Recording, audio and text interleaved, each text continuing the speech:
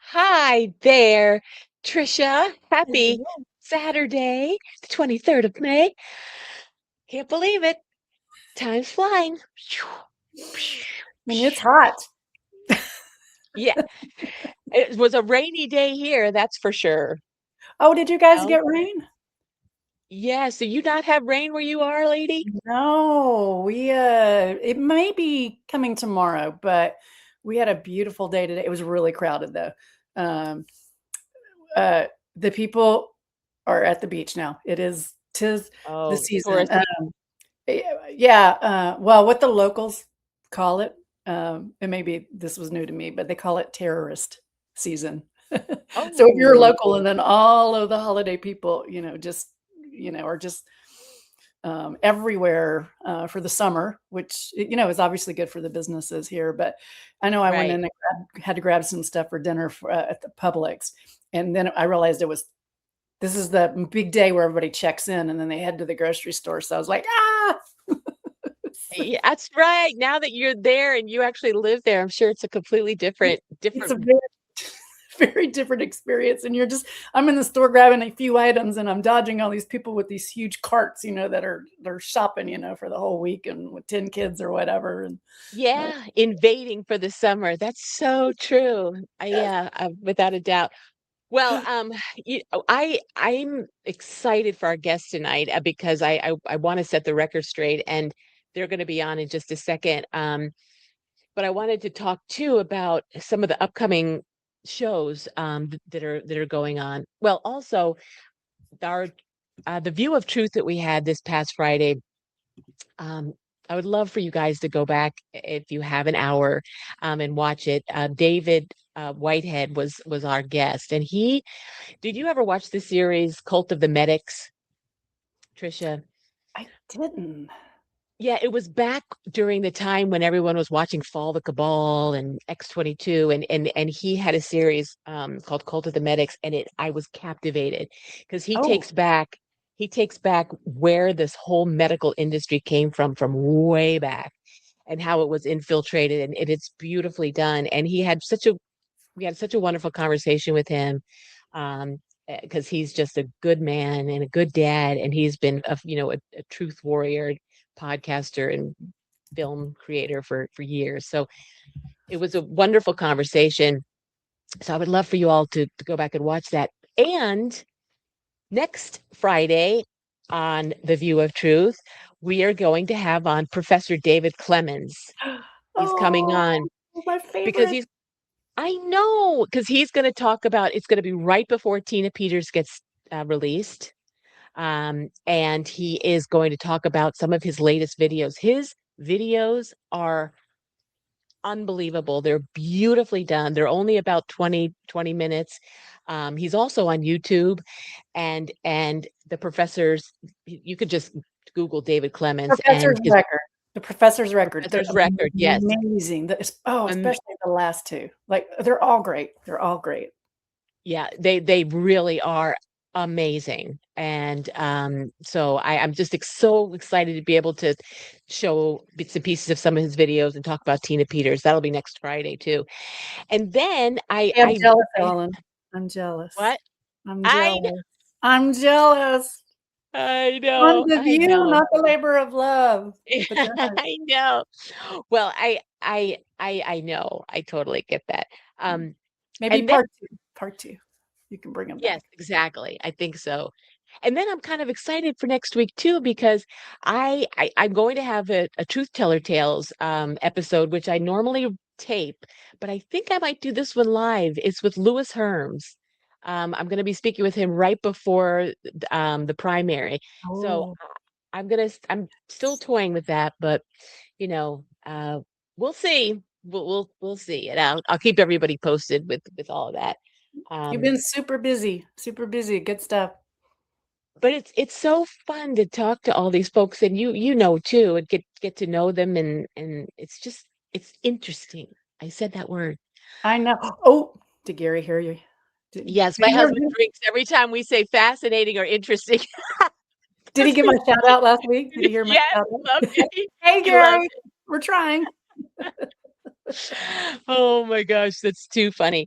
So anyway, yeah. So I'm just excited in the time with which we're living. I mean, there's so many people talking about how, that we're in the most incredible time to be alive, and we absolutely are. And but part of that is setting the record straight in our history of what happened. And there's still so many misconceptions about January 6th. Um, no, I was there. I wasn't jailed, but the two fellows that we're going to be talking to were. Um, And that's why I'm very interested to see because when I was uh, researching before the show, I'm like, but Ellen was there. And I know we've heard what you saw before. mhm, And right. then other members of our community, and I know BB's been there as well, and she had a a lot of interesting things to say.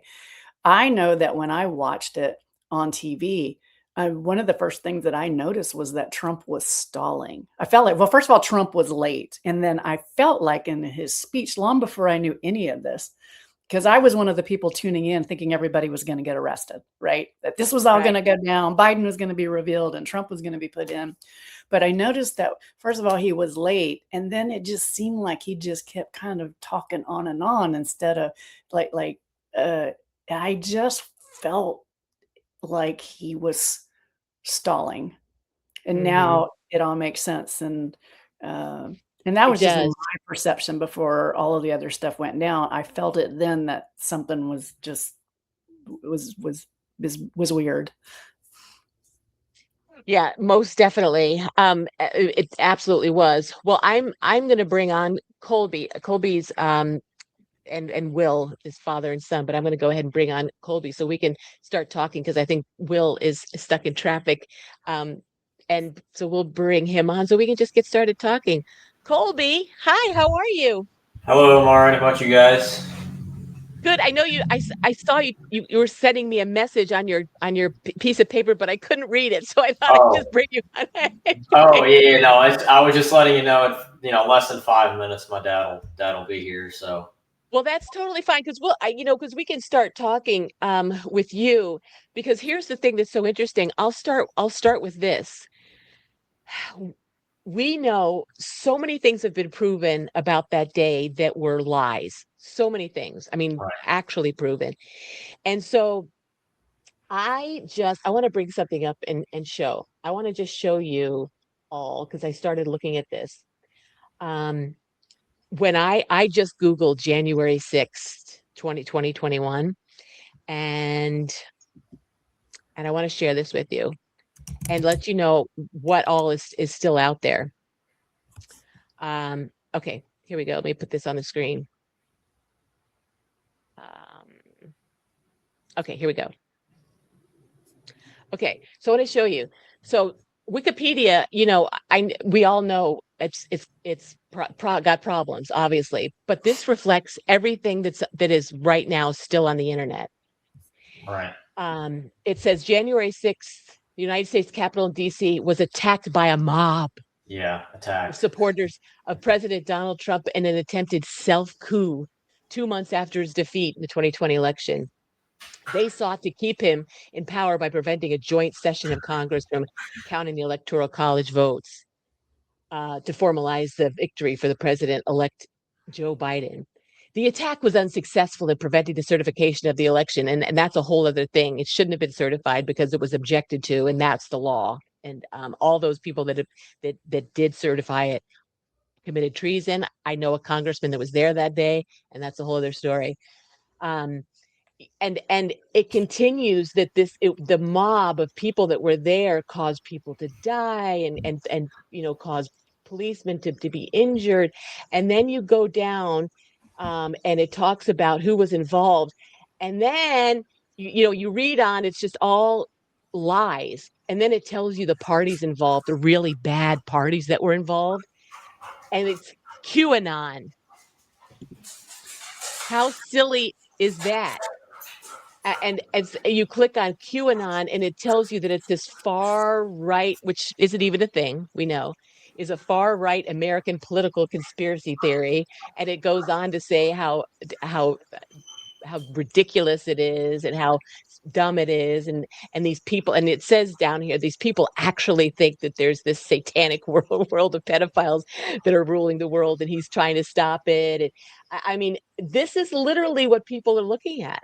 This is what's out there on Wikipedia. On that this is actually nuts to me that this is what normal people look at. Of course they think we're nuts because these are all lies.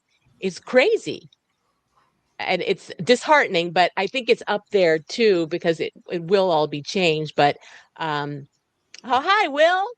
Hello, greetings. My apologies to our hosts and my apologies to our audience. I just returned from a Memorial Day Veterans event honoring our fallen veterans.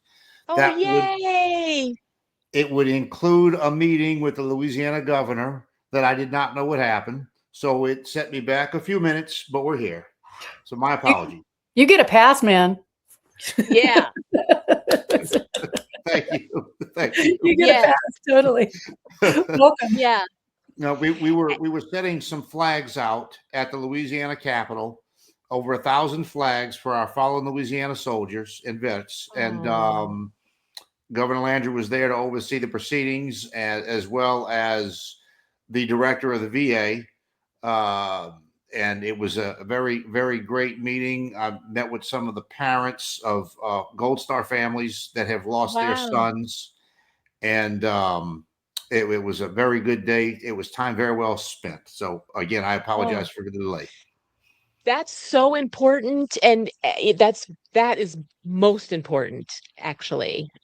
So I want to just thank you for rushing back, actually, because it's an honor to have you both. And I didn't even really properly introduce you both. It's father and son here, Will and Colby Purkel, and I want to hear about just your background before January 6th, because I don't even know, were both of you in the military or just you, Will? Tell us. Okay, so I enlisted in the Navy out of high school, and I would have a career that would span over 14 years. And three separate commands that would take me across the globe. My first command was on board the USS Austin, which was an amphibious ship. I was a weapons specialist, a gunner's mate in Navy terms. And my career after that would take me to Special Boat Unit 22, probably one of the coolest, highest speed commands I would serve under. We were a part of what the Navy would refer to as a SWIC unit, and to say it with an acronym, but or a swift boat unit. So we were basically taxi drivers for the SEAL teams. And we would take the SEAL teams and do insertion, extraction missions over many parts of the world. We would provide cover. We would provide communications. We would provide the boats. We would park the boats and go inland with them. Sometimes we would wait on the boats at waterborne guard posts. I was a unit communicator, so that was my secondary specialty. And so that would later take me in 2003 under the umbrella of Operation Iraqi Freedom. Active reservist at this point in my career. I had been divorced and had my son, who was not in the military, but I say he is by default because he's had to live with me for 29 years. So he kind of gets he gets that credibility by default. So So I was in the Naval Mobile Construction Battalion. And so I was given a very short phone call and given 48 hours to deploy.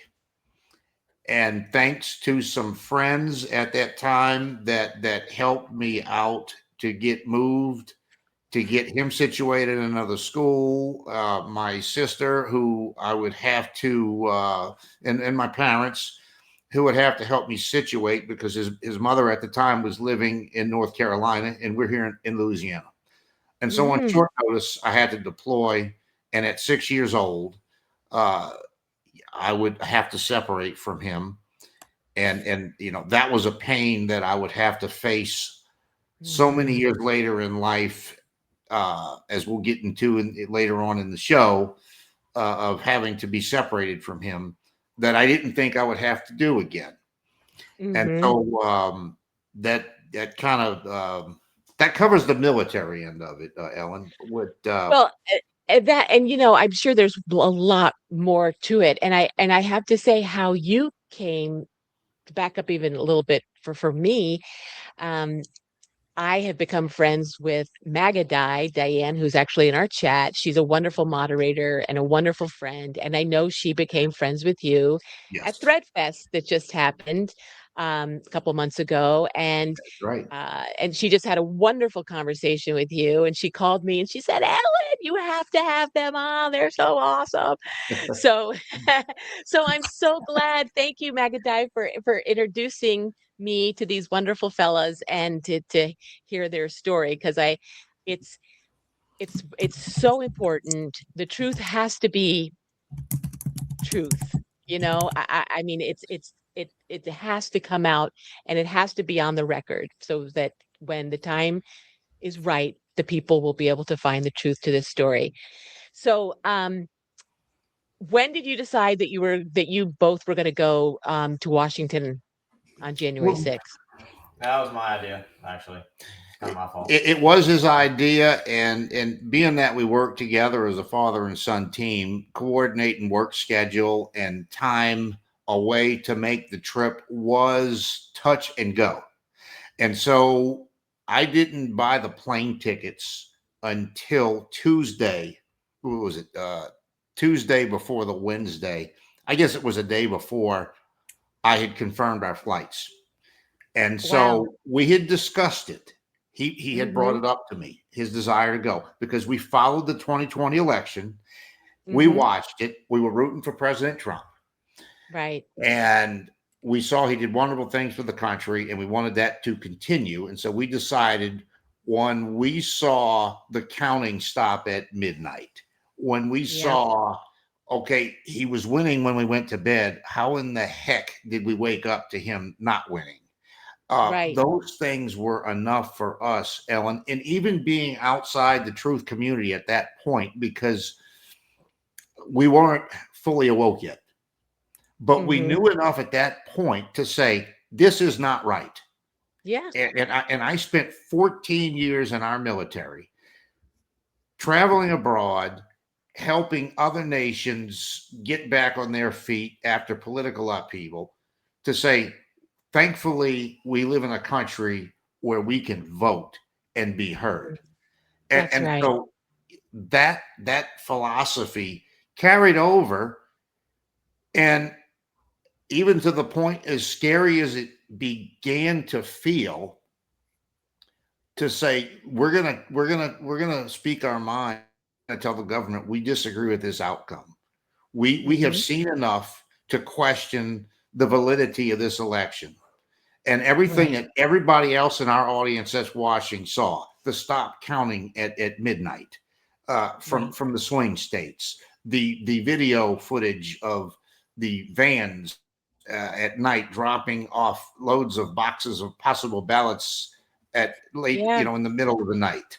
So covered up the windows. Yeah, all that. Yeah. Yeah, we decided we're going to January 6th. We decided we're going. We want to go. We want to hear President Trump speak. We've never seen him at a rally, so we're going to go. We're going to attend the rally, and we're going to go have our voices heard, because we've earned that. That's right. And I think we all that were there, I was there, felt the same way. I don't think we put in our pockets Molotov cocktails or anything like that. We were there because we wanted our voices heard. That was it in a patriotic way. Yeah. Um, and so you got there and you all went to this speech. You sent me a video, I believe, of you standing at the speech, before, I think before probably he spoke.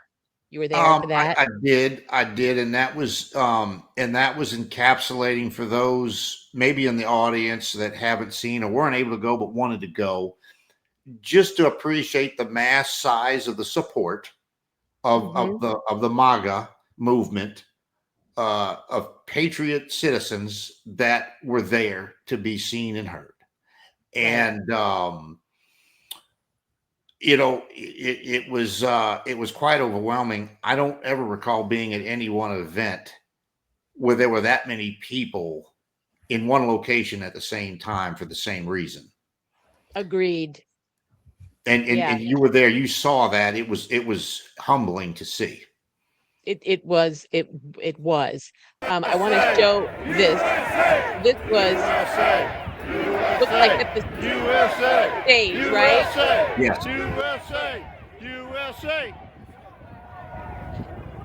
So that was the staging area, and there's somebody talking there. So that was in that location, correct? Yes. Yeah. Yes. And You people could were just see. pumped. Yeah, and you could see people were just patriotic. They were pumped. It was just a patriotic environment there. It was a good energy, Ellen. It was a good energy. It wasn't, while people were certainly feeling grievances for the election, people were in good spirits, and they were feeling hopeful and patriotic. That's right. And so the part that I can join in on with you before we get to the Capitol is the walk, the walk to the Capitol. I was by myself, but I was surrounded by. The only thing that comes to me is that they were not only patriotic, but these were badass patriotic people, because it was cold and and you had to really want to be there to be there. But it was also lot of got people singing Christian songs, biblical things, posts that were out.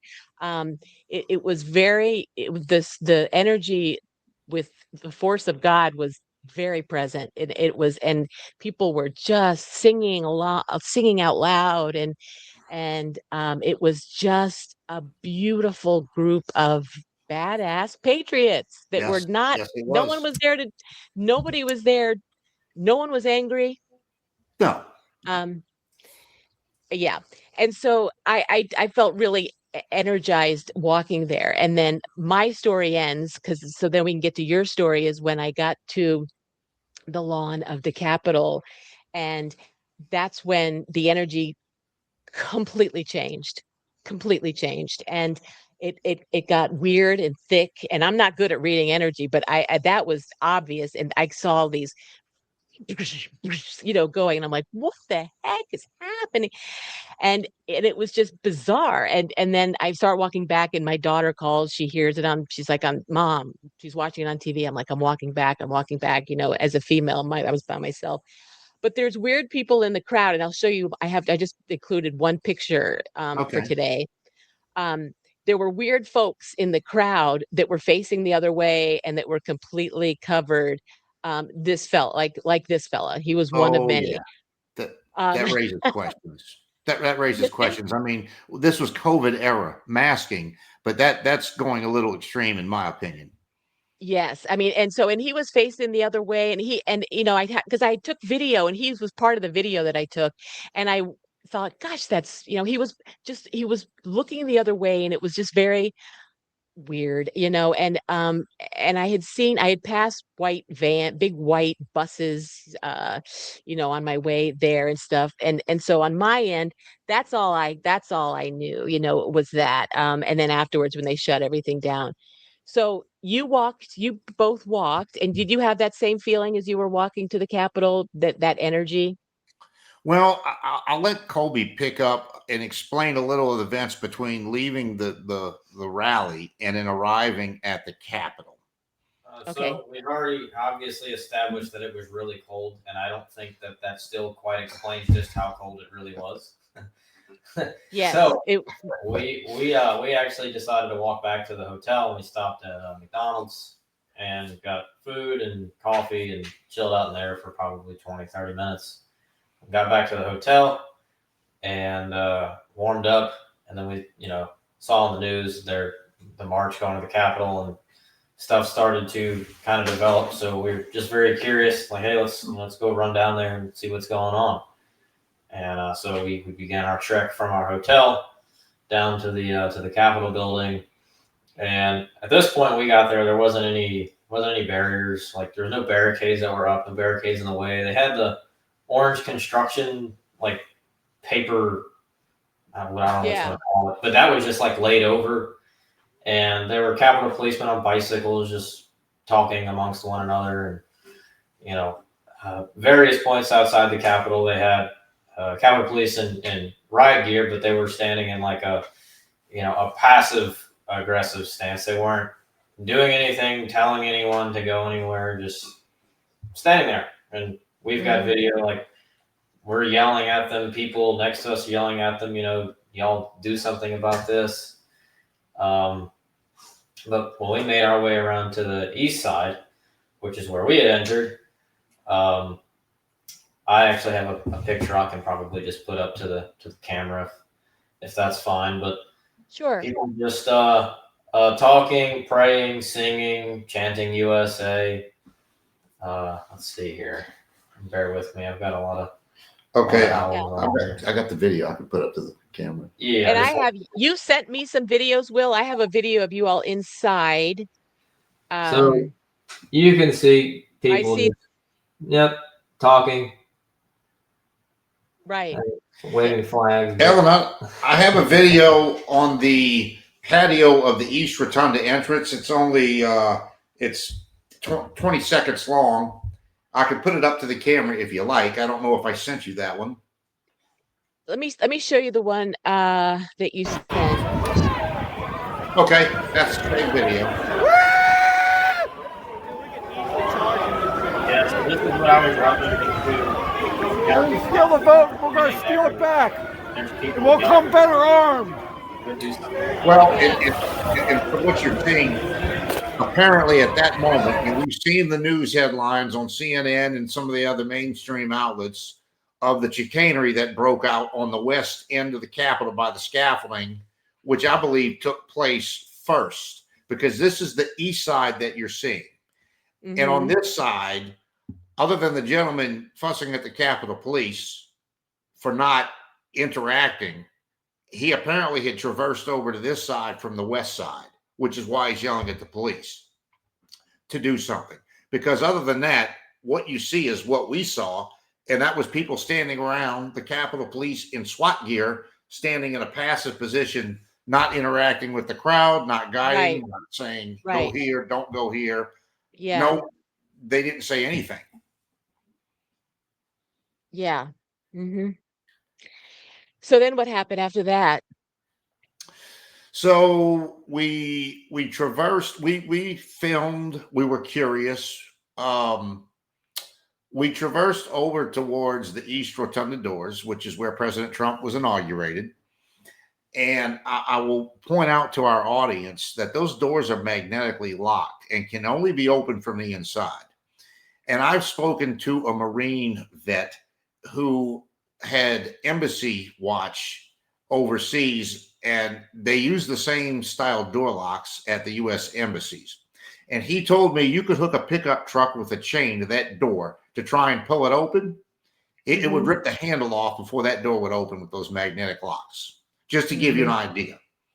So those doors, we suspect, and it's going to come out, I believe, that we're open from the inside. So we traversed over to the entrance, and I believe I sent you a video. If you don't have it, I have it right here. And that inside. Was inside. Here you go. You can explain while that Oh. while So this is the entrance to the East Rotunda doors. If you look to the right of the screen, you'll see a Capitol Police officer with his back to the door in his navy blue uniform. And he's standing there pedestrian-like as people are walking by, going in and out of the Capitol. And at about the 42-second mark is probably the closest up shot that I'd eventually got. That's him right there. so he was just Yeah. So the picture that you pulled up earlier before we began which will show. the show is from the cameras from inside where Dad had circled both of the Capitol policemen that are standing on either side of the door while this is happening. And of course, on all the news outlets that ran the story local here to us, they said, we forced our way in. And clearly you can look at this video and see there's not much force against the police trying to get in. They're just letting a line walk in and a line walk out. I mean, there's a lot of people. There's a young little fella. There's a little redhead girl. There's all kinds of people there, And you'll see if you look, Ellen, you'll see some individuals in that crowd with full face coverings on. We speculate those were feds, because we went there with the intent of having our voice heard. Now, after see that guy right there in all black with the glasses? Yeah. We didn't have full face coverings on. We didn't turn the tracking off on our phones. We weren't going in there with any ulterior motives beforehand. We weren't trying to evade. We got there and we're looking for the framework, because there were organizers, there were media personalities with permits to do interviews and shows. And we saw some of that at various locations as we walked up. Right. There were some things that we questioned that we would see later on in the day after initially walking up to the Capitol. You want to elaborate on that? You can. You're talking about the music lady. In one instance, we encountered a young lady in a full white dress with a boombox on the top step to the entrance of the East Rotunda, with "Killing in the Name of" by Rage Against the Machine playing. And I thought that was questionable. And it seemed pretty cool at the moment, at the moment, because going into the Capitol, there were chants of USA and Trump. Sure. And we joined in those chants, because at that point we thought, okay, this is where the framework takes place that we can make our voices heard. We were naive to a lot of the goings on and to the surroundings. But again, the police had taken a passive posture. And so in our eyes, what we saw was the police giving leeway for people to protest. And we'd never attended a protest before. So we thought this was part of that process. Right. And I want to actually play what I just played again, because people have such the wrong idea, because in this crowd, there are people, normal people. There's a crowd with cameras. It's the people are just being let in. Nobody's saying stop, go back. There's young people there. There's all kinds of different people there. And so I want to just play this again. So, people can just see that it's just, they've got cameras up. People are just going in. There's a little redhead there going in. Nobody's fighting or doing anything like that. There's a lot of people going in. No one's saying stop. It could have been anybody in our audience watching right now that wanted to see what the inside of the Capitol looked like, filming, watching, wanting to go in and see what's going on.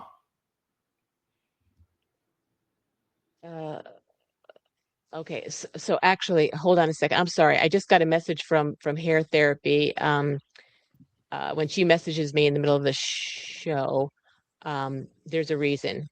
She said that Cheryl 45 Mega just posted in the chat that True Stormy Joe posted that Selena Wang, reporter, is near the White House right now, and there were shots that can be heard. Just wanted to keep you posted. So that's Oh, happening wow. right now. Oh, that's live right now. Wow. Yeah. Okay. So Thank yeah, you. definitely keep us posted on that. Go ahead, Well, and Tricia. just going back to like you said, it could have been anybody, going through the Capitol and wanting to, and being curious inside. And of course, it's a great opportunity to go in and warm up. Yeah. That's Right? true. That's true as well. I mean, being a girl, I'm cold all the time. I never Yeah, miss an opportunity like very true. It Yes. was No, cold. it was It was very cold. cold. yes, it was so cold that day. It was Yeah, it cold. was. Yeah. Um, And so you were in there, and then how long did you stay? And then when did you exit and all that stuff? Well, Colby's got some details on what he saw, and I'm going to let him pick up the baton right here and elaborate a little more from our entrance into the East Rotunda to actually meeting up with Capitol policemen inside, and then what happened inside. So after the video you just played, where we literally walk in. Get a little closer, Colby. Get a little closer to the mic, just a little bit closer. After the video, you've seen where we were essentially able to just walk in. Right. There, at some point, after being inside that hallway that was outside the rotunda for, I don't know, a minute and a half, maybe, a big crowd rush of I don't know who. I mean, certainly wasn't like-minded people like myself and my dad and the people you see in the video. But it started pushing and shoving, and we were being herded into the rotunda. At this point, Capitol Police that were inside the rotunda itself were trying to block it off at the hallway. And my arms are like this. I can't move. I was pushed up against the very corner of that entrance, and a guy probably the same age as me is right next to me. We're both telling the Capitol policeman, look, we're not pushing you. We're not trying to fight with you. We're being shoved. We're going to get trampled. We can't breathe. Can you just let us through, please, so we can, go out the other exit? Mm-hmm. And I guess the force of shoving, fortunately, nobody was trampled, but it overcame the officers. And there was probably 100 to maybe 200 of us that are now inside the East Rotunda. And they got the East Rotunda doors closed. They closed the hallway doors leading to the steps again, because we stood outside and recorded for 20 minutes, and they had opened the doors 3 times to let people in and out. So at that point we still hadn't decided if we were going to go in or not. And it looked like guided tours. Yeah, it looked like guided tours. So we get inside the East Rotunda. The doors are closed, and Capitol policeman is trying to quiet the crowd down, because like I said, there's sub 200 people in there. And I actually had assisted Capitol Police in getting the crowd to quiet down. That's all on body cam footage that they actually played in court, my case. And they directed us via hand signals the direction of where the exit was, and said, you guys can't be in here. Exit out that way. Okay. And our charging documents stated we needed to be escorted out, but you can clearly look at the photos and just see my dad and I just walking out. Went down the stairs, and I had actually taken this selfie of Dad and I just before we exited. And that was a good picture. That was the prosecutor, Brennan Ballou, stated that was essentially the reason I was being charged with a felony, is because I took a selfie inside the Capitol. Oh. We did take selfies. I actually took a selfie, and one of the Capitol policemen that was inside the rotunda with us smiled and leaned in for the selfie. So there were photo ops. We took a couple of selfies while we were inside the rotunda. We were in awe. We had never been inside the Capitol. And it was quite flattering. So we took some selfies, and Colby's got the picture pulled up. And so here's the Capitol policeman leaning in for a selfie with my dad. Oh my gosh. Yeah, you can see his patch. There's Dad's phone. And, Oh my gosh. so Photo bombed, huh? Yeah, yeah, yeah, Bombed the really. Capitol. So we Wow. were inside, all told, we were inside for about 2 minutes, 2.5, 3 minutes tops. They Really? told us, Wow. you can't be in here, exit that way. So that was the way we exited, unassisted, mind you, unassisted. There were no law enforcement at the exit doors or anywhere along the direction which we were pointed to exit. Wow. We self exited, and that was pretty much. So here's a photo from the charging document. You can see about how many people were inside the rotunda. Quite a few Capitol policemen, and I'm not really sure who that is, but so Oh wow. my Yeah. dad and I are circled, but that's Right. about all the people that they had in the rotunda. It was really echoey. That's why it was really hard to hear. For people to quiet down when the officer was trying to direct us where to go. But Mhm. let's see here. Looking for a photo of our exit if I have it. Wow. But And and so once you left there, I mean, they shut everything down, obviously. So did you know, think we nothing more about it? well we left the building. We went outside. We walked outside. We noticed what I thought were sharpshooters on the roof of the Capitol building. The military and me was looking for that and had been spotting it during the Trump rally on the roof of the Smithsonian. So we're egressing west away from the East Rotunda, and I look up and I see two men on the roof of the Capitol, which I thought were sharpshooters, with ski masks and black jackets on, not with rifles, but with 35 millimeter cameras, Oh, taking pictures of wow. everyone down below. Oh, And not we egressed westward to the scaffolding area, and I saw what I believe was Antifa. Was a man with Trump gear on, look down into the crowd, smile and wink at someone else in my direction. And it suggested to me that, yeah, we've got this to where it's at. Yes, this is working. And then so we pivoted from there to head due south towards our hotel. We did not know Ashley Babbitt had been shot. We didn't see any of that. mhm. This man comes up screaming at the top of his lungs because they were a group of us leaving.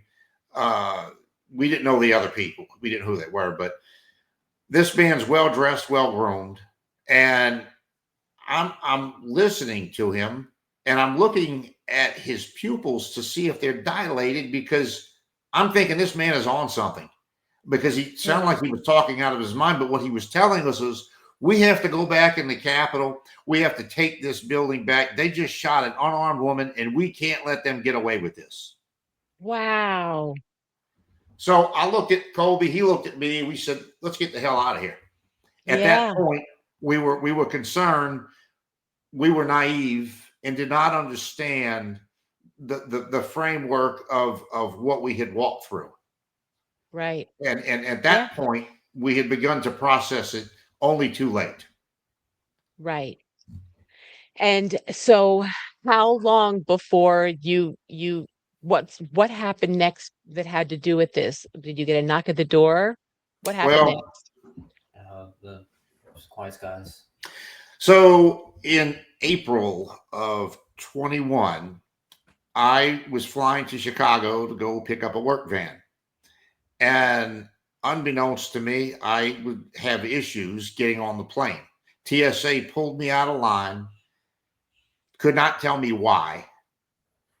I was delayed such that I missed my connecting flight. Had to buy another ticket. TSA eventually finished and could not answer why. Wow. I called him at home and I told him, I said, there might be a problem here. I don't know if this has anything to do, because we have not had contact with anyone. So I eventually got on the plane. got to Atlanta, had the same issue with TSA in Atlanta. I did make my connecting flight, and I did make it to where I was going to pick up my van and drive back. Now, I decided I was going to check the DOJ's website after that incident. And so in May, 1 month later, I would check the website and I would see grainy photos of he and I on the DOJ's most wanted website in May. So that was the next marker. Wow. Okay. Following up from that would be first contact. And what happened there? The FBI knocked on the door in October of 21. They came in a very unsuspecting, worn out Ford pickup truck, knocked on the door, asked if we wanted to talk about our travels to Washington, D.C., to which I said, no, I have no reason or desire to talk to you about my personal travels. They told me that they would leave a card and asked us to call if something changed or if there was anything we wanted to talk about. I said, sure, we'll get right on that. So thank you. So they left. 6 months later, Oh my gosh. he and I would get another phone call out of the blue from the same agents asking us if we had gotten lawyers. They would call us separately and without warning. And neither one of us knew the other was getting the phone call when it happened. And we both answered, no, we don't have attorneys, and no, we have nothing to say. They became disgruntled and were very agitated. And we're trying to pull information. And I ended the conversation, and I believe Colby ended his conversation with his agent the same way. And that was basically, nothing has changed since you came to the house. We have nothing to say. So that would end the phone conversation. That would be the second contact. And we would not hear from them again for nearly a year and a half later. Excuse me. That's crazy. We believe when they came in October, they had meta glasses on. And, you know, we've joked about facial recognition working or not working because we suspected they would have been able to identify us. And if they were going to arrest us for trespassing at the Capitol and could identify us, they would have done so that day. They did not. So, excuse me. You need a glass of water, Will? I might be okay now. So after that, the next contact would be our D-Day. Third contact was our own D-Day. Because we were separate at that time, we both had separate accounts of what happened, while separate simultaneously. I would get a phone call at about 9 o'clock that morning. I was home sick, and they knew that. And I recognized the number as the same number that had called us that prior April, a year and some odd months before. And my heart sank. I bet. I didn't have time to pick the phone up. I heard on a loudspeaker my name, Willard Purkel, come outside. We have your house surrounded. Come out with your hands up. Oh my gosh. I went to the front door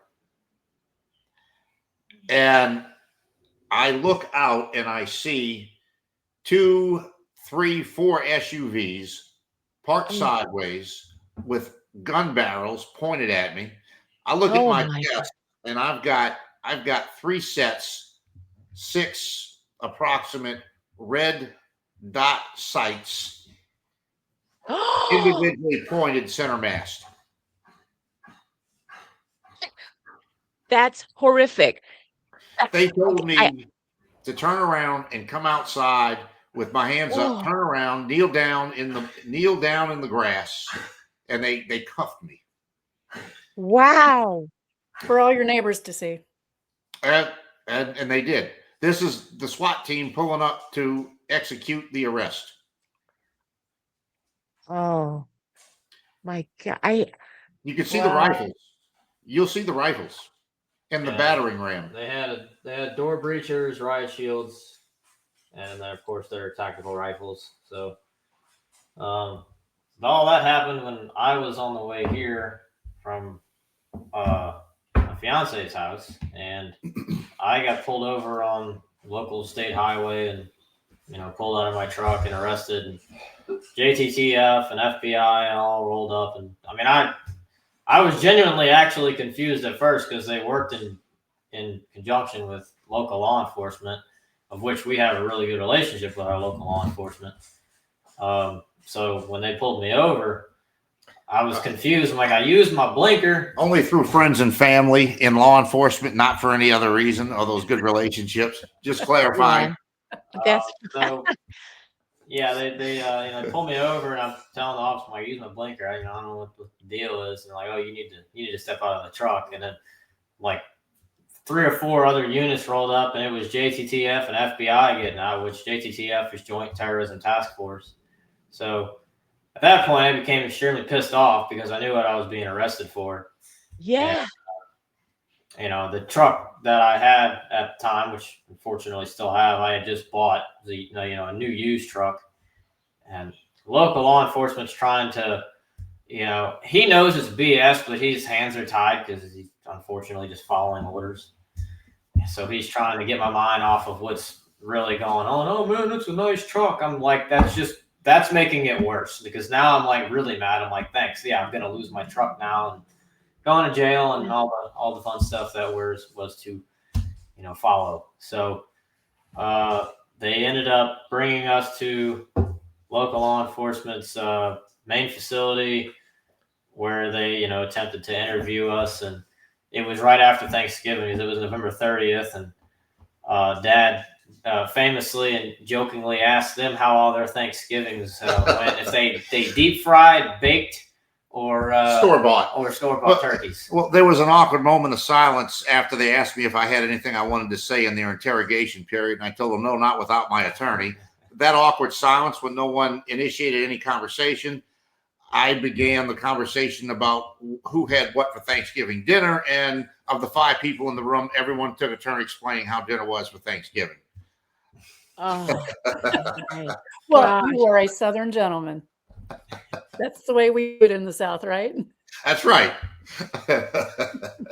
and so did you did you get an attorney at that point? At that point, I had not had an attorney. They didn't even present me with a warrant when they took me out of the house at gunpoint. They Wow. put me in the car and came up in a very Southern Louisiana accent, said, "You're being arrested for what happened at the Capitol on the 6th." That was all he said. And so no paper, no warrant, no explanation, just that. So they put me in the unit. I didn't know where he was at. They took my phone. Upon them entering the house, I heard one of my dog children yelp because I knew one of the jerks must have kicked him. And that's our ceiling. There's a hole through it? Yep. Yeah, that's the floor.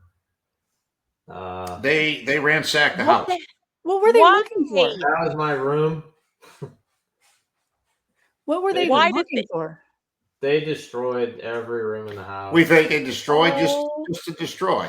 Yeah, I know, and I believe that. I just wondered how they justified what they broke our attic doors. They put holes in the wall, and they just left the house a complete wreck. And obviously, being military person and a military kid, there's clutter like that doesn't fly around here.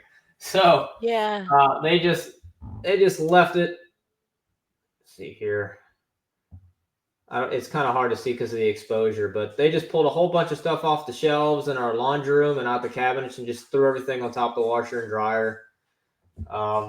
They rutted up our yard. Let's see. Here's a picture of our yard.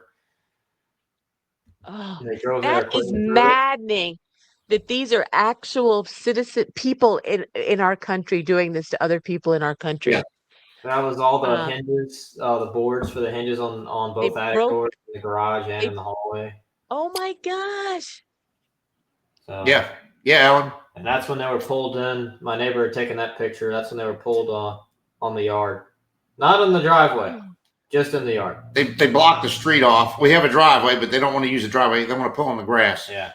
They blocked the street off a quarter of a mile in both directions. It's and incomprehensible. It's unfathomable that that happened and that you had scopes put on you and they would destroy your house. These people are they have to be brainwashed to be doing to actually do that to another human being, and a military person at that. There has to be something very wrong with these people. Even for somebody that supposedly maybe wasn't as in tune to the whole plan, but was just following orders. Yeah. Even if you're one of those people, you got to be going, but that's not the way we do things. Well, I mean, obviously they knew who we were, but I've never been in any legal trouble in my life. I don't have any tickets in my record. I've never been in any trouble. I'm 29 years old and I've kept myself straight, and like I said, I don't have a speeding ticket. Same for him. So they obviously knew that, because the federal, they'll build a case on you and then they'll come and snag you. Right. Exactly. But no, they took all of my cameras, because I do amateur videography and photography for cars, because I love cars. So they took my drone, my laptop that I edit my photos on, my camera, and all my GoPros, and my 360 camera, which is all literally just footage and pictures of cars from car events. And then they were holding on to that for almost a year and a half. About they had all my stuff. So you did get it back? I did. Yeah, they took our cell phones. I mean, some of that video footage was on my phone that I did present to my attorney that they actually did not get. It was in my work van. So I called my attorney, which I had hired in April of 24. The first attorney I hired just wasn't communicating very well, and I was having an anxiety attack, a nervous breakdown from the fear of having the full force of the federal government come after you, and having an attorney that doesn't communicate wasn't going to work. So, but I found I did my attorney that ended up taking the case and doing a very good job. I presented the phone to him and showed it to him, and the whole argument was, we had 20 minutes of walking around filming, and there were many moments that we could have gotten in. On our charging documents, the time that showed that we actually got in was 3:21. Yeah, it was probably 25 minutes, 30 minutes after we had gotten there.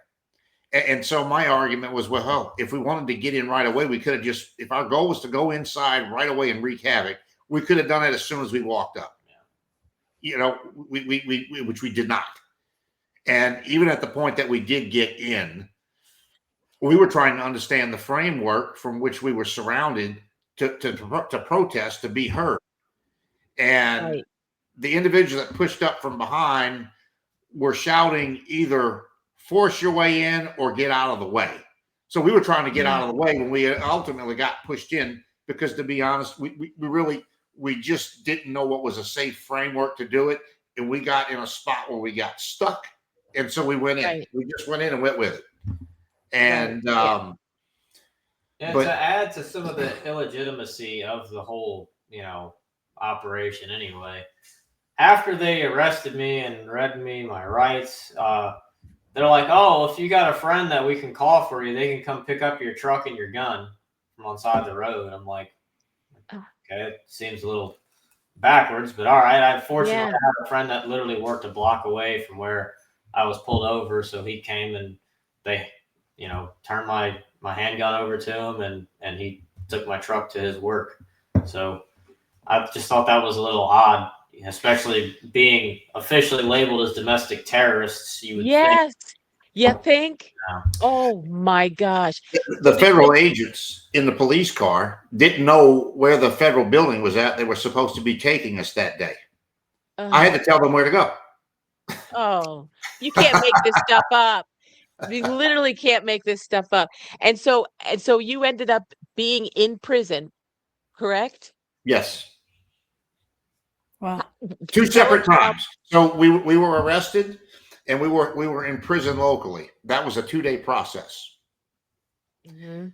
At the end of the second day, we would stand before a local judge in the federal courthouse in downtown New Orleans, and we would be reminded, and she made sure we knew that if they charged us consecutively, we could get 8 and 9 years in prison. Oh my God. It was 4 misdemeanors and 1 felony with no violence. 4 misdemeanors, 1 felony, no violence. We didn't break anything. We didn't fight with the police. There was no shenanigans. I mean, we were certainly there. Yes, we accepted that. But we were charged with the felony, which would require us to have to make in-person court appearances throughout the year of 2024. We would have to travel to DC separately. We were now under probation, pre-trial probation, which would involve visits from a probation officer who's dealing with people who real criminals. Right. Okay. How do you have to go through probation when you haven't even been tried? Pre-trial probation. We were guilty. We were charged, not convicted, but we had pre-trial probation. Charged, not convicted, with pre-trial probation. We were only able to travel to which everybody else calls a county. We live in a parish. We don't have counties. We were only able to travel to the parish we worked in and the parish we lived in, and we couldn't cross state line anywhere. Uh-oh. I think we lost him for a second. You're still here, Tricia, aren't you? Yeah, the feds aren't We had to messing get with you special yet. permission, Oh. and of course okay, there we go. Okay. Yes, So there you are. the FBI had taken all of our weapons that we had, and of course, local media claimed that the FBI handed them over that day. That was farce, because it took my family members quite a few months to finally be able to collect our weapons from the FBI, but we couldn't go anywhere. Couldn't, So that was pre-trial probation. Okay. Right. So then so in March, the stress of this would overload my cardio system, and I would end up having a series of strokes that I was not aware I was having. Aye. I had canceled my Blue Cross Blue Shield health policy in December of 2020 with plans on signing up for my VA medical care, which I earned. Mm-hmm. And upon realizing in April or May of 2021 that I was now on the FBI's watch list, I did not sign up for my VA benefits because they had already come to the house to pay us a visit. And at this point, I did not know what was going to happen. Right. And so I decided I was going to wait to sign up for my VA. So going through post-arrest day, pre-sentencing, I had a stroke. I hit the ground, and he knew something was wrong. I just dismissed it as stress. And we would later learn that I was having stroke episodes in which an expedited heart procedure would have to be performed. Oh. So I would get this heart procedure done. I would have to pay for it out of pocket, in addition to the exorbitant attorney's fees I'm paying already, Right. which, God bless my attorney, he helped me out as much as he could, and he did a great job. This was still a very expensive process to go through for anybody. Yes. For anybody. So 2024 would be a year filled with 2 in-person court appearances for both of us, and one for plea and one for sentencing. Mm-hmm. And it would be following up the heart condition that I had and the surgery. The third appearance in jail we would have to make would be the final appearance we would make. It would be the long-term sentences that we would both be handed down from District Chief Judge Jeb Boasberg. Okay. Jeb Boasberg was the judge that told President Trump to turn the plane around with the Tren de Aragua gang members on it because they had rights. Oh my gosh. That's the sentencing judge he and I had to separately stand in front of for Wow. our cases. Wow. So keep going with this. Okay. So tell us about you ended up in prison. Yes, both of us. We had offsetting sentences. The probation office in Washington, D.C. would interview both of us. The probation office in Washington, D.C.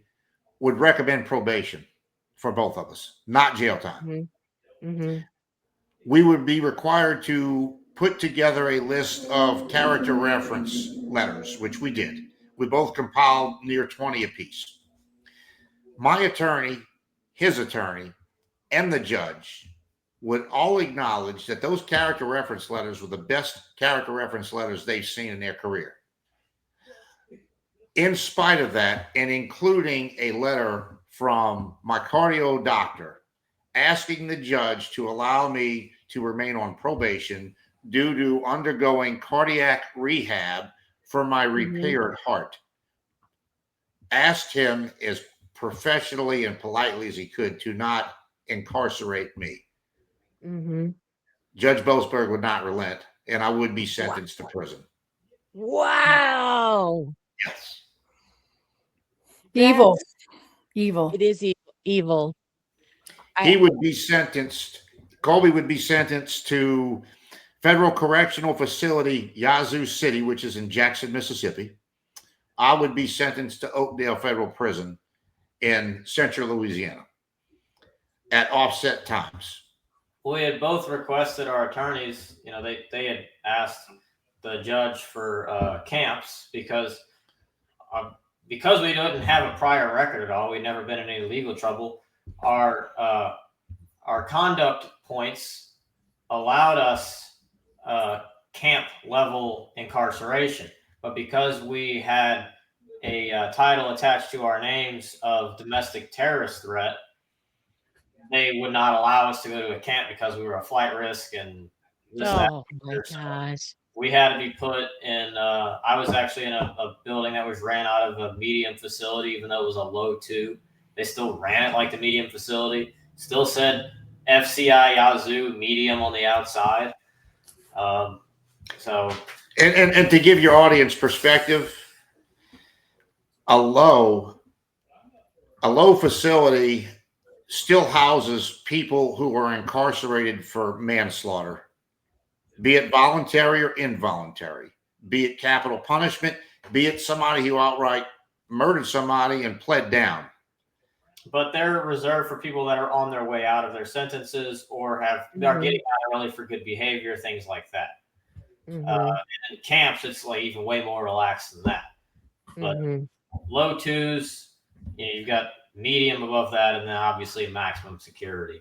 But low 2s still have, child predators and rapists and people who obviously committed armed robbery and murders and things of that sorts. So, or ship hijackings in my case, as Dad likes to tell everybody, because I was actually I was housed in the same unit with one of the Somali pirates that took a hand in trying to overthrow the Alabama Maersk ship. So that the movie Captain Phillips is based upon.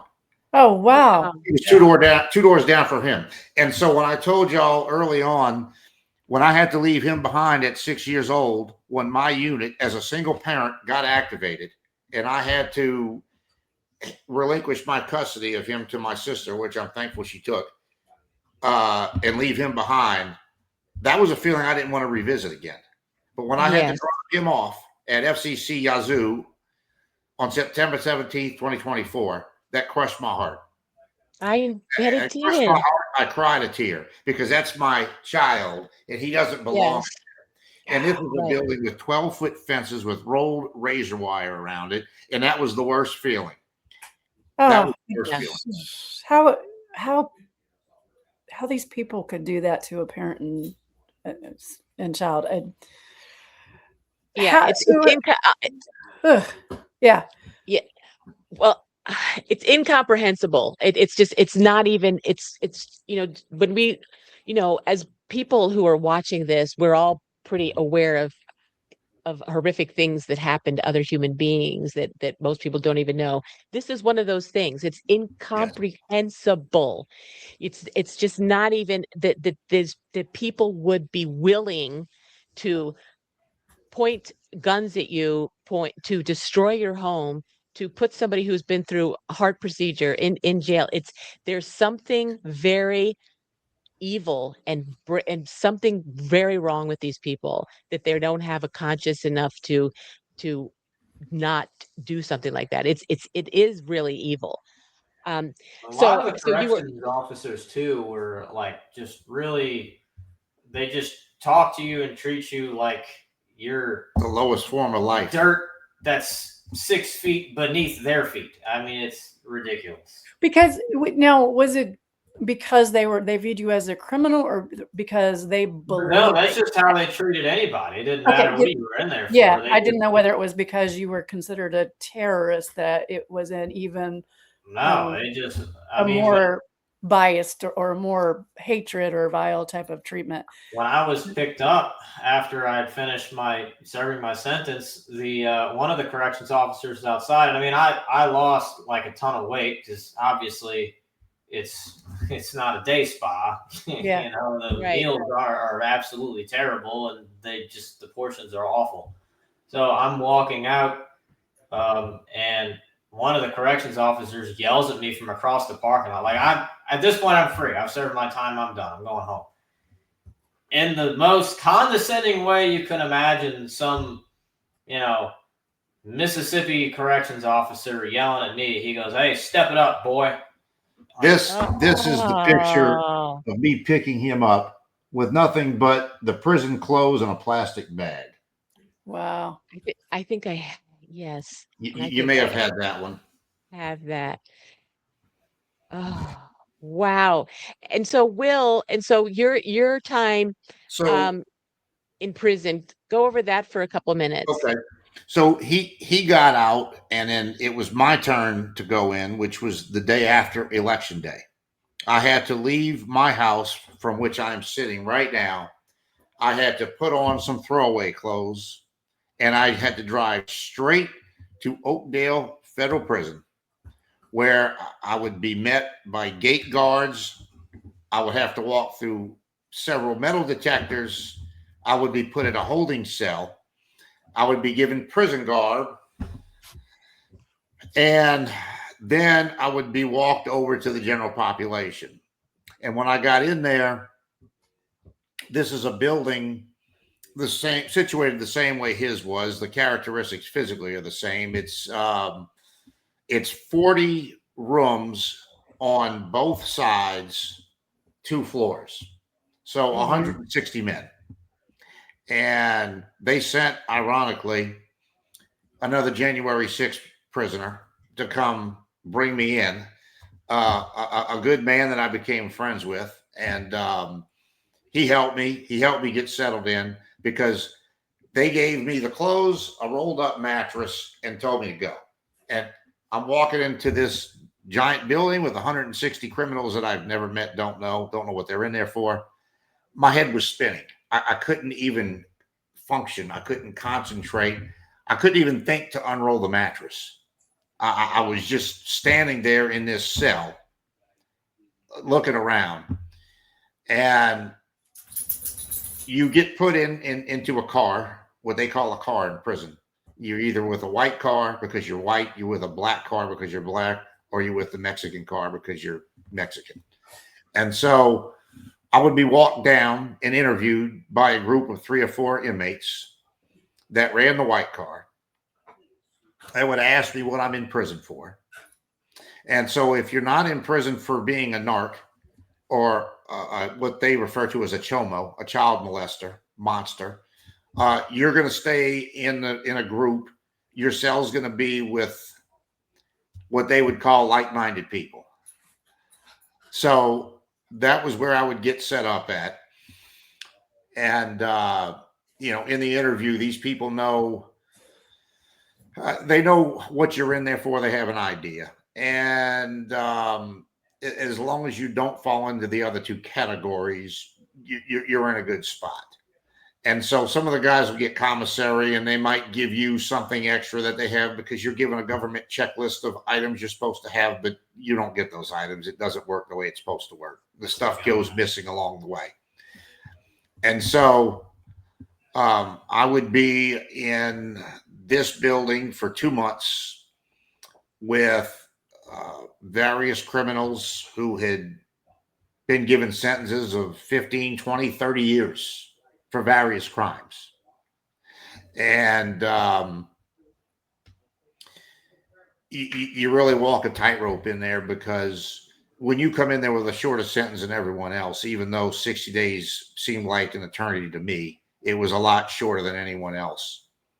And talking to a couple of the inmates, we had one point on our Bureau of Prisons charging sheet. And most of the guys in there had 15, 18, 20, 35 points. And it was almost laughable. And they were asking, what are you doing in here? Yeah. Well, I'm serving my time. And so your sentence was for 60 days? yes. And you were charged with 4 misdemeanors and 1 I felony? was charged with 4 misdemeanors, 1 felony, which at the plea hearing would be just the felony with no violence. At the conclusion of my sentencing hearing, the judge would thank me for being a good citizen.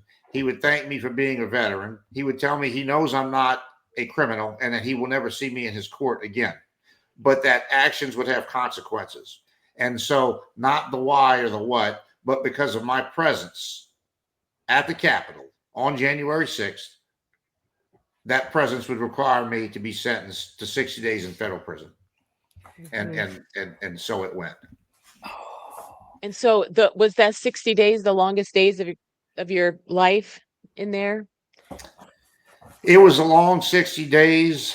My time in the military, I had many long days, and that experience, the exposure and the training helped carry me through, and prayers and God. And I kept a notebook so that when I got angry or depressed or was missing my son, my dogs, my house, my family, my friends, everything that was important, I would make an inventory of all the good things and the good people in my life that I had to be thankful for.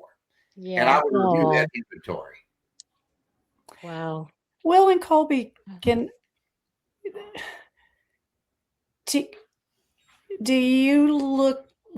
you know yet why that God had you go through this? Yeah. So I tell everybody, Dad and we're adventure seekers. We always go on trips, and we get in. When I say we get into trouble, we don't we don't get in literal trouble. We just have fun doing things in an unorthodox way that typical cookie-cutter families would go on a vacation. So we've always done that and done things that way. We went on this particular trip, and we of course got into the Capitol and got in trouble for it. And then he ended up having his heart condition when he was diagnosed with that in April, I think it was March or April. I told him, is at that point I realized, well, whatever the jail sentences are, they're not going to destroy us, because that needed to happen in order for this heart condition to get found. And what's funny is when I was in Yazoo City, a guy that became a friend of mine when I was in there. He's very close with the Lord, and he told me a story of how him and his dad had a construction company together, and he was the same age that I was at that time when I met him, and he had the same age gap with his dad that I have with mine. And they, after working, they reffed. I guess they were referees for basketball for a local high school or something. And anyway, before the game, they were shooting hoops together, and his dad's running across the court, and his dad just dropped dead. And his dad ended up having the exact same condition my dad had, which was 100% blockage on the widowmaker artery. Yeah, the LAD, left anterior descending artery. Oh, So Wow. and he didn't tell me this knowing any of that about my dad. I'm like, wow, that's wild. Let me share this with you. And so that was, I told him, well, whatever the jail sentences are, they can't be terrible, because clearly this needed to happen so that condition could be found. So, Wow. Well, I want to show this really briefly. You sent me, this was your day that you walked out of jail, Will.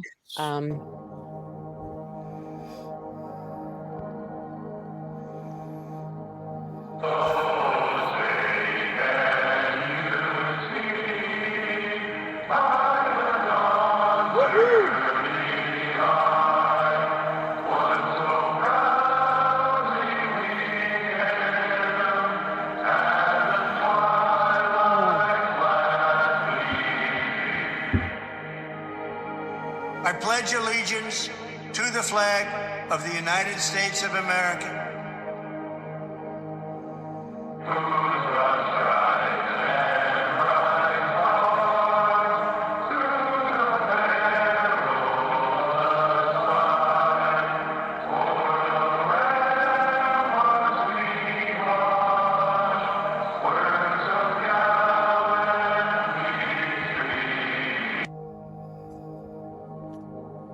Wow. yeah, they actually, the COs didn't let anybody get out of the vehicle. So, Hold on a second. I want to hear what you said. Yeah, that's incredible. So moving. So say that again, Colby. the COs, they upon picking up relatives, they don't let you get out of the vehicle. Like my wife and dad actually tried to get out of the truck when I was being picked up, and they got fussed at for getting out of the truck. And then shortly thereafter was when I was yelled at by the other CO that I needed to step it up. Yeah, I can share something on a brighter note. The director of FBI New Orleans, who was appointed by Christopher Wray, who was at that post for 1 year, a week after President Trump was inaugurated, was dismissed. Mhm. Oh, Was dismissed. wow. This is January of 25, a week after President Trump was inaugurated, and he was dismissed. Mhm. So I can say those videos of the agents coming to the house and doing what they did was a violation of many of our civil rights. And I can Yes. only speculate they knew that back then, Yes. which is why these individuals that participated in what you saw were dismissed. Sons of bitches. Seriously. So Well, you sent me this picture. So this is from Donald Trump, eh? those are our pardons from President Trump with a picture of us at the Capitol on the 6th, and a famous quote from Thomas Paine. The duty of a true patriot is to protect his country from its government. OMG. That is so true. So We Oh my lived goodness. you guys that. they have it all, and they had to step out and do what they did to you, and they got caught. Yes, they did. That is my picture of President Trump signed with the Trump auto pen that I received in December of 2020.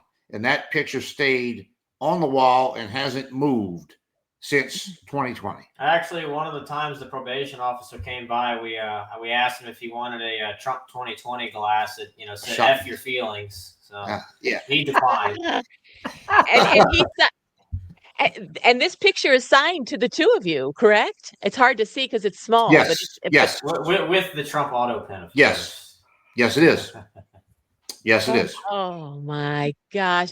What an incredible journey that you have been on. And it's I can't believe the horror of the whole thing. I'm just flabbergasted by it. And everybody has to understand that this happened.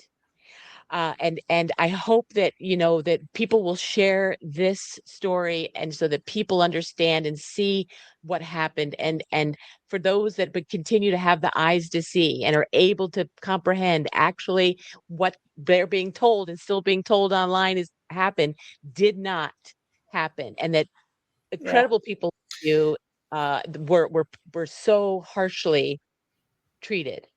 I think the message is getting out, Ellen, because my brief visit with the governor today, and I will show you a quick picture and I will explain it, was a very good visit. He was very receptive.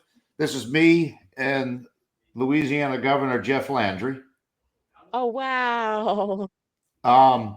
at the Memorial Day Veterans event. And he was introduced by the director of VA, Mr. Charlton, who's the director of VA of Louisiana, who I met at a ceremony that the Louisiana Republican Women's Committee were kind enough to ask us to attend, to be recognized with 3 Gold Star families just this past Thursday. And I introduced myself to the governor. He took a picture with the phone and asked his attendee to get a picture of us with his phone, telling her, I want to take a picture with this man. And I told him what happened. He just dropped his head, he dropped his shoulders, and he understood. I believe he understood. He apologized to me, and he was very empathetic to what I've gone through and what my son went through. I have to imagine that when all of this happened, you must have had people that you thought were going to rally behind you and have your back, and you probably had people that you thought were going to be there that weren't, and then you probably got surprised by the people that actually were there. And then and probably at that time it was probably very few, but I hope that you're not the same people that you were before you went through that. And no, I wonder, like, I suspect that as hard as that was, you're finding the positives and the good that came out of that. You're realizing you're not the same people, and you're also realizing you shed a lot of the old, and you're making the new. You're talking with Ellen and I. Magadai, you met at Threadfest, and you were surrounded by patriots. So I hope you feel the love of the community and how much we respect what you went through. We absolutely feel it, and because I sure thank you. Thank you. Thank y'all. But y'all are helping us, because while being therapeutic to share it, because we have lived under a rock for the last year and a half, because we are still shell-shocked. The surprise when I tell this and explain it, the surprise I see in the people I'm telling. Yeah. After the initial shock is warmth and welcome. And I've heard these stories before, and I'm still like, yeah, yes. It's so maddening, and our hearts are so full for you, and our hearts are so humbled by what you went through, and thank God you both are out and okay, and your heart, Will, is now on the mend. And I just want to bring up this one last thing because it's in the news right now, yesterday and today. It was all over the news that that says the Trump administration is quietly deleting info about the Capitol attack from the DOJ website as it prepares to give funds to J6ers. This week, DOJ deleted a press release about one man with an ongoing child solicitation case who came to the Capitol with bear spray before and after. The DOJ answered, nothing quiet about it. We are proud to reverse the DOJ's weaponization under the Biden administration. We will do everything in our power to make whole those who were persecuted for political purposes. This includes stripping DOJ's website of partisan propaganda. Very That good. came out. I went last night because we read that article. Just in trying to cover, I guess, lack of a better term, cover my tracks, but that's not really the right term. But keep track of all these local news outlets that participated in defamation of both my dad and I. Yes. Before when those may ever get scrubbed, hopefully soon. But I went and screenshotted. I used AI to find me every article it could that had anything to do with relation of dad and I screenshotted every article in totality, and I screen recorded every single news article each news station ran that they aired. So that way I can use that as, proof for defamation. And, because I try to go to the DOJ's page and it just says error 404, page not found. So they pulled it down. They pulled it down. Pulled down. We saw this. We saw that. Thank you for posting that article, y'all. We saw that article, and I actually went and checked my profile on the DOJ's website. It has been pulled down, so this is happening in real time, which is good. It's a great start. We would like to see them pull the other misinformation articles dragging us through the mud that are on the privatized websites and article reading places. Yeah.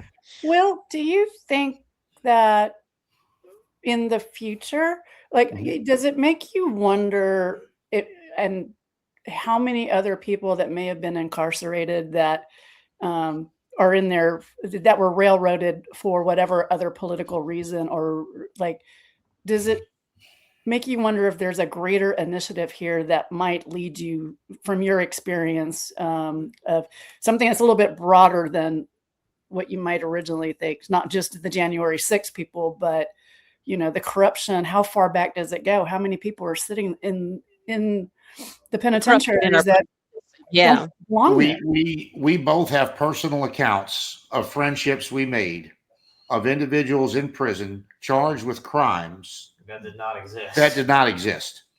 And so there is some criminal justice reform in our eyes that needs to take place, because just like you said, how we were railroaded, we've encountered individuals who also were railroaded. I can tell you this. We are in small company because of the 1,600 pardons President Trump wrote. I did the research. I looked up the numbers. We are only 2 out of 700 people that were charged, convicted, and put in prison out of the 1,600 pardons. So that means there's 900 remaining. Of the 900 remaining out of that make up the 1,600, 450 of those individuals, give or take, were given probation. It did not have to go to prison. The other 450 had their cases not finished because the time ran out. But in the big picture, looking back, I would say that the consistency in the charging and in the methods that were used, there was no consistency. Inconsistency is what it was. Of course not. Of course. Yeah. Of course, when you're lying, there's inconsistencies.